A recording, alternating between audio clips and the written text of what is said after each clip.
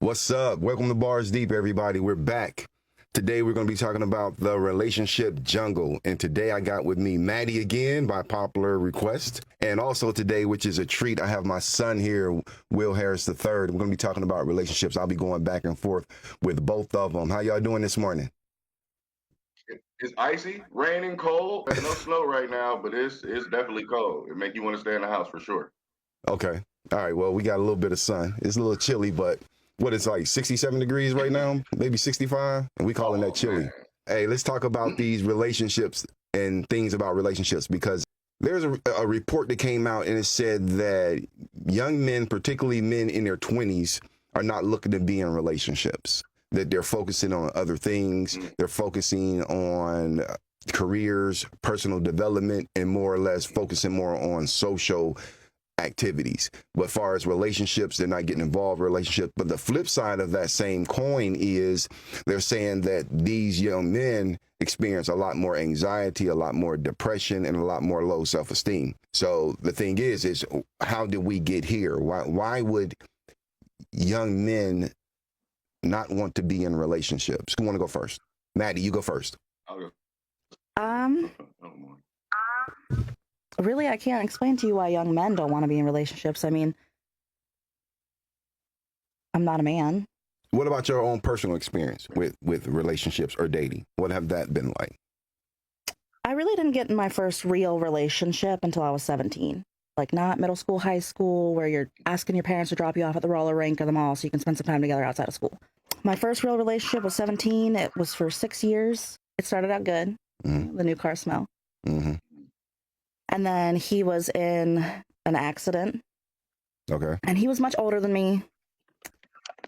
How much older? 6 years. Okay. He was 6 years older than me. We had an apartment. He got in an accident, and I had to become a caretaker. And I was young. Mm-hmm. It wasn't really the ideal situation that I had in my mind. But I did what I had to do. And I mean, like, I had to be a caretaker. He was in a wheelchair. He had to have medications. Mm-hmm. I still had to work, keep up with an apartment. We had 2 dogs, 4 ferrets. Like, we had a lot going on. Children? No children. No. And I developed a lot of resentment. Towards him or relationships in Towards general? him. Okay. Now, how has are you still with him? No. Okay, so how has that resentment either dissipated or do you still carry some of that resentment towards other men in new relationships? I do not carry that resentment towards other men in new relationships, and I've only had 2 relationships since then. One was another longer-term relationship. It was 3 years, and then now I'm in one now. It's just one of those things. I don't know. I still have to communicate with him. We have 2 children together because we stayed together. Even though I had this resentment, we stayed together. This is the guy who was in the accident you were taking care of? Mm-hmm. So you ended up having children after that? Yeah. We stayed together. Okay. We had children. We had our issues, moved across the state at one point to try to save our family. He ended up messaging another woman online and was talking about having sexual relations with her. So I was pregnant with our second child. Okay. And I had a lot of complications in that pregnancy. So we moved back home, moved in with my mom. After we had our daughter, we broke up. And we've kept it like that. We are trying to have a good co-parenting relationship. Kind of hard. We don't really get along with each other very well. Let me go back to this question of young millennial men not wanting relationships. What would you say, Willie? What would be your opinion as far as why that's the way it is right now? I don't know too many personally in real life that essentially feel that way. But if you look online, it is a growing concern amongst a lot of younger guys. And I think that may be due to some unrealistic expectations that may be placed upon them from maybe some women in their age group. A lot of women that are younger expect the younger guys to be as financially secure as maybe someone in their 30s to 40s, because that may be the kind of the age of a guy that they're used to seeing, or age of a guy that they like, or just something that they've been taught taught or told. So I'm definitely seeing a lot of the younger guys online are more focused on personal development, whether that be going to school, taking classes, learning a trade, working out, anything like that, or just, like working. working jobs to save money, buy a house, things like that. Right. I do think it has a lot to do with the internet. The internet has made the world smaller, and also it's changed a lot of expectations that we as people have daily basis. Bars. Before when Bars. it was before when it was like a lot of the attractive men or women that you would see would be on TV or in a movie, a video, or something like that. Now you see them all over the place, and they're not just Right. painters. They're not just models. They are regular people who work at Home Depot. They are. And they also people who you could possibly have access to also. Welcome back, Yeah, man. yeah, yeah. I don't know what happened. Yeah, probably internet connection. But let me throw this out there. So are Okay. people actually courting now? Are people actually going out? Because the whole purpose of getting to know a person was the court a person. And that gave you an opportunity to figure out who this person was, whether you and that person was compatible or not. You know, the whole thing about what they're having this debate online about, where does a man take a woman to a restaurant? Like, you got to don't take me to McDonald's, don't take me to Taco Bell, don't take me to all these other places. It has to be an expensive place. And I see what you're saying about the financial end of it, but that doesn't tell you what kind of person the person is. When I was growing up, the reason you went on a date and the reason you went out to eat, because you wanted to see how that person treated wait staff. You wanted to see how that person interacted with other people other than you, because a person can be nice to you, but if they're not nice to other people, they're really not a nice person. And by not committing, just trying to get to know a person, that gave you an out. Whereas when you get married, when you're engaged, you know, you start, you know, combining the resources, finances, and other things, and you can't just walk away and just can't break up after that. Whereas if you're courting, things don't work out, you see some things you don't like, and you turn and go in the other direction. And not just that, another thing that you were saying, Willie, I want to piggyback on, is that people look a certain way now online, and they're sanitized online. So a guy can have a perfectly manicured beard, and he's going to probably get a lot of play simply because he has a well manicured beard. And people are not looking for substance anymore. So let me throw the ball here to Maddie real quick, because she's the only female woman who's here on the panel. How important is it to you, Maddie, that a man is financially stable and can be able to take care of you financially? In an ideal situation, that would be great. But there's no ideal situations all the time. Like, if I meet somebody and we're getting along and everything's going well and they're a good person, they treat me well, I treat them well, they treat other people well, and the vibe is right, it doesn't matter. It doesn't matter where you work. It doesn't matter where we go. We can build together. We can figure things out together. What do you look for when you're looking for somebody to be with? What are the things that you're looking for? And then give me 3 things you look for, and then give me 3 things that could be deal breakers. So I look for a sense of humor, and I look for somebody who, I have kids, so I find myself looking for a partner who has kids. I need to know that you have children and that you raise your children right. You're active in your kid's life. Like, that is important to me. You have to be a good father. Bars. Just kind. Mm-hmm. Just being a kind person. Mm-hmm. Those are what I look for. What are the deal breakers? Being emotionally intelligent. Being able to communicate. Communication is so important to me. If you don't know how to communicate, it's not even going to try. Trust. Mm-hmm. If I give trust, I expect trust to be given back. Mm-hmm. If I'm giving trust and you're giving none, we're not going to build from this. Definitely. Trust is so important. And I know, Willie, you do a very good job raising my granddaughter, your daughter. And so you're a single father. And you do an excellent job. I'm not single anymore. Say it again. What'd you say? I'm not single anymore. I was for a while. Okay. I'm dating now. Hey, man, look. I have to make sure I say that. I got to make sure I say it just in case you see it. Oh, okay. So they got to keep it real. And if she's a good woman, you're supposed to be doing that. So, okay. So you had been single for a while. Mm-hmm. And so now that are you saying you're dating this woman, or are you saying you're together? Her and I are together. And this is probably, let me see, one of the few times that I've actually courted a woman, like per. Wow. Like okay. Right. From like the millennial version of it, but this was more Like let's go. Like our first date was a restaurant. We went out to eat. Our second date we went hiking.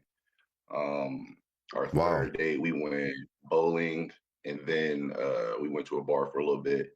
So we dated for we went. I courted her for about a month before we actually got together Hmm. and started dating. And Right, right. it's been about 4 or 5 months now. So Hmm. And there's something to I'm be glad I did it said. that way. Oh yeah, yeah. Because there's something to be said about being friends first. And that everybody has this Absolutely. microwave mentality, the way Willie was saying earlier about how the world becomes smaller because of the internet, and you seem as though you have a million and one opportunities or prospects out there when really Mhm. a lot of that stuff isn't real and it's sanitized Mhm. online. So the thing becomes like, what's the future as we go forward? What needs to change? What needs to happen in order to have healthy relationships going forward? Or do you think we're heading in that direction? I don't know.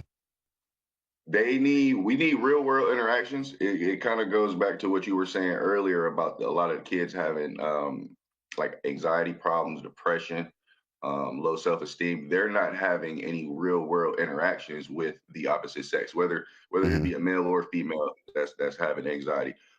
So a lot of their interactions are online based, and we all Hmm. know that there's a lot of things that fly online that don't fly in real life.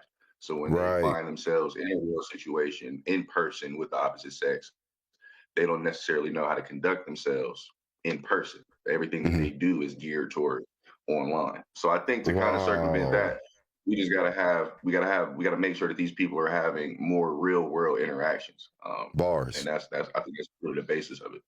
Hmm.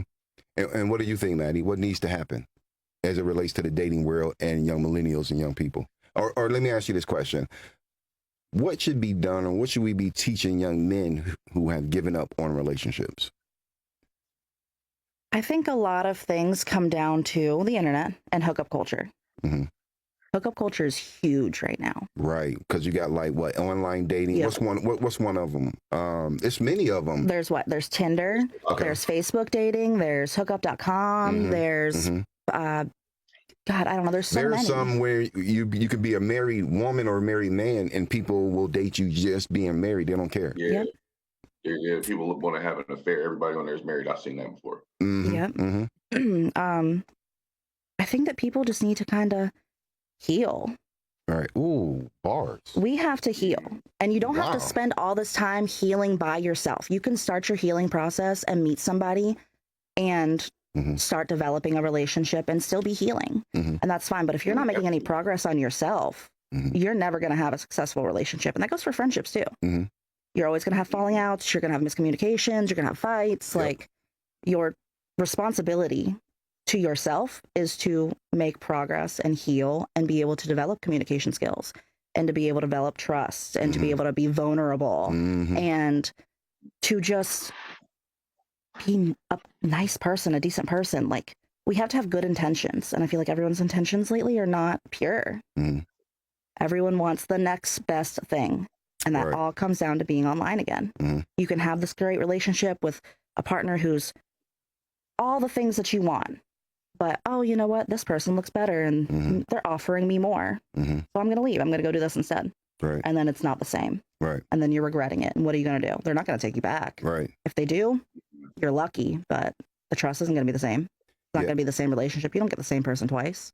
And I think it depends on how you were raised also, how you look at relationships. Yes, which still comes down to healing. Yeah. Yeah. You know, and if you were raised around someone who played women and was a player, then you can develop those tendencies. If you was raised around someone who was always abused in their relationships, you can develop those tendencies.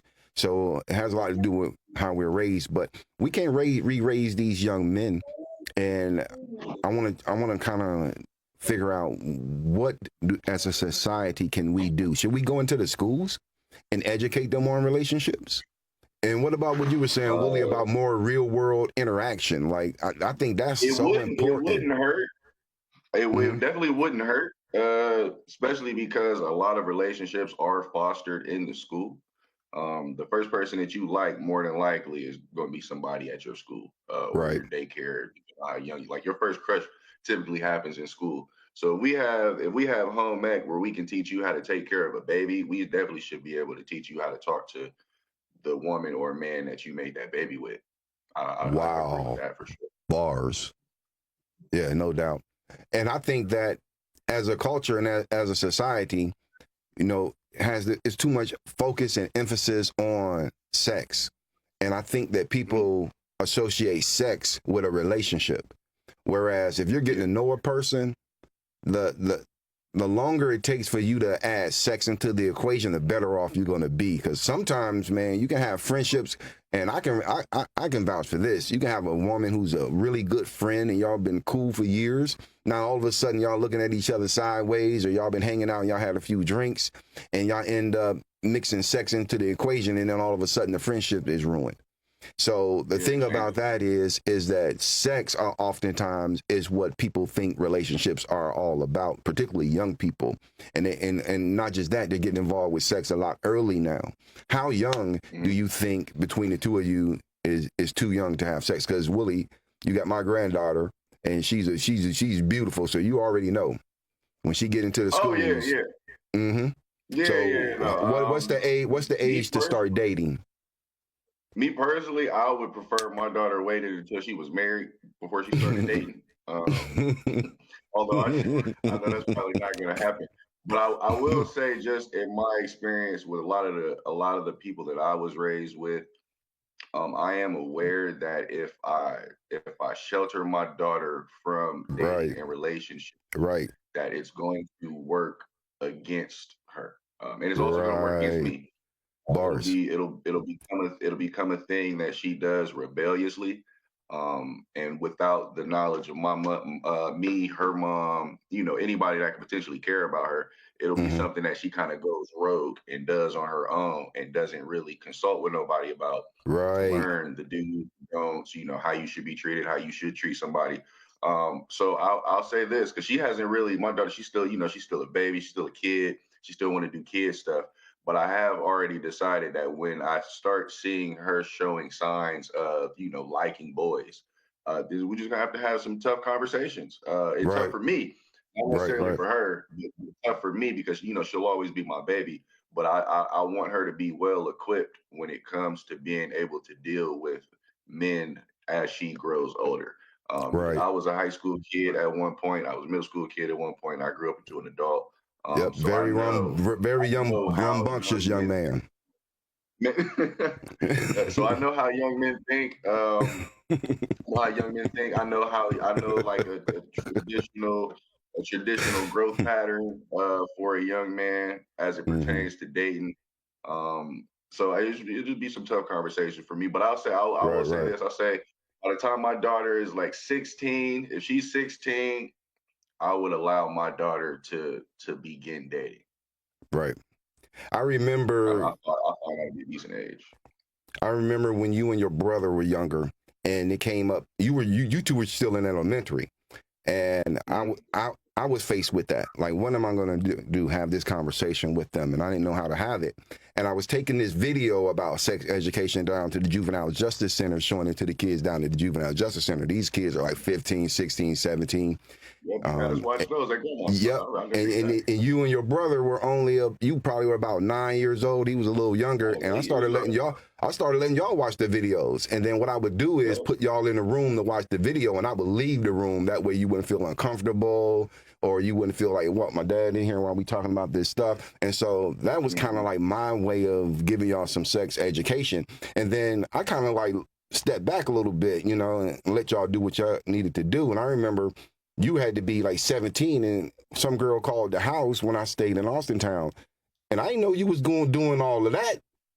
Because the girl was on the phone like, yeah, and your son and this and that and that and this. And it was like kind of crushing at first, because I didn't think you would, like involved. It was kind of crushing. The same way. Yeah, but then at the same time, it was kind of innocent, so it wasn't a big deal. But that was part of it, and that's the thing you're gonna have to eventually, deal with, because you know what I mean. Because it's like, you don't want to see your child grow up, but then of course they're gonna grow up, but you did it the right way, I think, and I think Oh, my bad. I didn't mean to cut you off, Pop. No. Go ahead. Well, no, I always say that I had a very good teaching in that the videos were made so that they could be understood by children. And even Right. though I wasn't actually using any of that information at the time, once it came time for me to use it, I already had it. So I Good. knew the rights, I knew the wrongs, I knew how to do this, how not to do things. So I was a little bit more advanced than a lot of my peers when it came to that. As like the older I got, even now, I mean, even now, a lot of my friends still, there's still things that I took from those videos, just like kind of like knowing better that I applied now that a lot of people don't. I mean, it's a big reason Right. why I only have one kid when I know a lot of Right. people that got like 4, 5, and 6. Right. Right. It makes a difference. And so anybody who's It watching this right now, it's very important to have conversations with your children about sex. The earlier the better. And if you're not good at having that conversation so you don't fumble that conversation, go to the public library, get some videos on sex education and allow your children to watch those. That way they can get the information and it'll serve them better in life. Because a lot of times, if you grew up like the way I grew up, you get your information out of the music and off of TV. And oftentimes it's a hyper masculine attitude and they're teaching you the wrong things as it relates to women, how to treat women. And the thing about men, we need to realize and learn how to get back to being men. It's okay to be caring. It's okay to be gentle. It's okay to be affectionate. It's okay to put your woman first, those sort of things. So I think we need to get back to that. And getting back to Maddie, so now that you're dating, I believe you're in a relationship now, right? Yes. How's that going, considering the things that you went through in the past? It's good. It is good. We communicate well. We talk about things. We have definitely focused on working together as a team. Mhm. Like, we are a team. We handle things together when things go wrong. Right. We talk, we listen, we stay, we fix. Right. Because it's not going to be beautiful days every day. No, there's not. There's going to be some highs and some lows. And it's how you handle those lows. Yes. Have y'all had some lows? Yes. Just once, actually. Just Right. once. Right. How were they handled? It was a lot of talking, a lot of patience, Communication. Like, we had to have patience, we had to have communication, gave each other a little bit of space for the day, came back, readjusted, Mhm. and we're fine. Mhm. It's actually better. Right. So I think all the things that I went through have taught me to get to this point. Mhm. And I think it's also super important that people allow, whether you worship the universe or God, you need to allow that into your relationship. Whoa. Ooh, That's a good bars. That is so that's important. good. I like it. Yeah. Have a spiritual foundation. I totally believe in that. I don't think that a relationship can be healthy if you two don't share the same religious or spiritual beliefs. It's impossible. Yeah. So I understand that when you're in a relationship with a person and their spiritual beliefs don't align with yours. Mm-hmm. It is so important. And I think just having that foundation Mm-hmm. can allow you to experience so much more in your relationship. Right. You have that outlet. Like, instead of going online and venting about whatever problems you have, to whether it's just online or to another man or to another woman, you can take your time and be like, you know what, I'm going to go for a walk. I'm going to go talk to God, or I'm going to go talk to the universe, or Right. you know what I mean? And you get your thought process right before you decide what you're going to do. Mhm. Yeah. And not just spirituality. Like, you need to know what a person's intentions are before you get hooked up with that person. From the start. Yeah. I mean, you might be looking for marriage. This person not looking for marriage. You might be looking for kids in the future. This person don't want any more kids, or they don't want any kids at all. You might be focused on career. This person might be focused on leisure. They have money. So you got to make sure what your intentions are matches the other person's intentions. And that goes back to courting and getting to know a person, because you don't know a person's intentions in the beginning. People are very good at being somebody who they're not, Mm-hmm. oftentimes. This brings me back to hookup culture, right? So a lot of people go in seeming like they have pure intentions, which we call love bombing. Right. And everything seems good. It seems great. It's awesome. Oh my God. And then it's not. Mhm. It all just comes down to, okay, I got what I wanted from you. Now I'm out.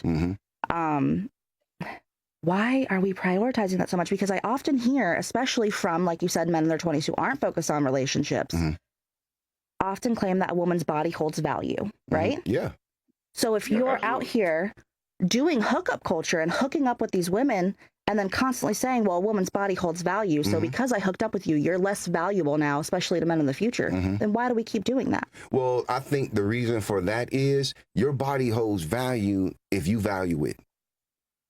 That's true. Because if and I might like you, you know, I might be getting to know you, and because I was in a situation at one time dating a woman, and we were just dating, and this had to be like a month in, and she told me, she said, my friend asked me if you like me, and I told her, I said, I don't know, he hasn't tried to have sex with me yet, you know, so that's the thing. Exactly, you know, and I think that a lot of men, you know, they get caught up. And they might like a woman, but once you throw the sex in too early, the value goes down. Because if I don't have a friendship or relationship with you, why should I value your body? If you just gave it to me and you didn't require anything, you didn't have any value as far as giving it to me, then why should I value it afterwards? Even if the man liked the woman before and she gives him sex early, the respect is not going to be there, I don't think. So now what about for the people who do make you wait and they do make you work for it, and then you spend that 2-3 months waiting, you get what you want, and then you still value them less and leave? Well, that's probably a person who's just a narcissist. Okay. Yeah, that sounds like the males. Yeah, that's a person who's a narcissist, and you're not going to win either way, no matter what you do. So that's just the life of a narcissist. All right, y'all, we're going to be wrapping up. We got like 1 minute left. I just want to say thank you all for tuning in to Bars Deep. We'll be back next week. I want to thank my guests, my son, Will Harris III, and I want to thank Madeline Soba. You two want to end us with, Maddie, you give me a ending, and then I'll go to Willie, and he'll send us on out of here. Just thank you so much for having me on here and giving me this opportunity. I appreciate it, and it's been fun talking to both of you. Oh, man, nice. Willie, go ahead, man. Send us on out, man. I love you. I love you too, Pop. I appreciate you having me. Maddie, it was definitely nice to meet you. Nice to talk with you. I got a lot of good insight from your side. And if Pop, you do this again, let me know. I'll be glad to be back. Always, definitely. You definitely also, shout out to y'all's engineer.